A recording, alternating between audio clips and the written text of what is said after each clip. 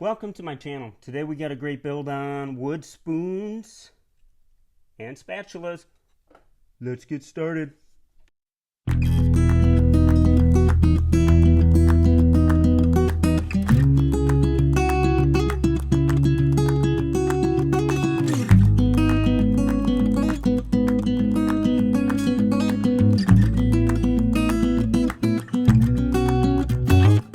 I started the process by selecting 4 different species: cherry, white oak, hard maple, and walnut. While I'm showing you this on a handheld CNC called the Shaper Origin, this can be made easily with a handsaw, a jigsaw, a scroll saw, several other tools you'd have on hand.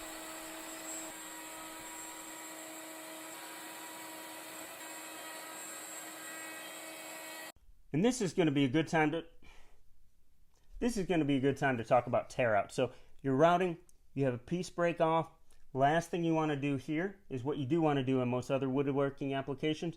You want to glue that back in other times, but don't do it here, especially if you're using this to cook, because once you get over 120 degrees, that starts to soften, and once you get to 140, 150 degrees, you're starting to break down most of the glues. You definitely don't want those things getting into your food. So what I did on this one, I went ahead, I owned that, flattened it, created a bevel. Now it's got a different use, and I can use that for scraping. So you have that happen. Just be aware of the materials you're using with.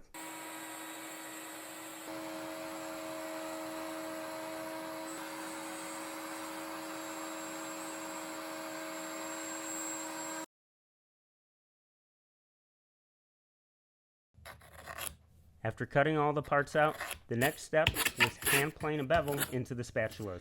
Off camera, I sanded everything to 180 grit. Then I was ready to start the finishing process. I thought it would look sharp to paint 2 stripes on each piece of woodenware. I used different colors of milk paint. Interesting fact, it took me longer to tape and paint each of these pieces than it did to cut them all out of the blanks.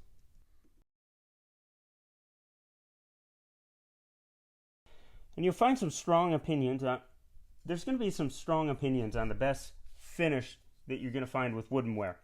I'm by no means an expert in this area. Give you a few of the things you're going to come across as you do your own research on it. Some people like to leave them raw.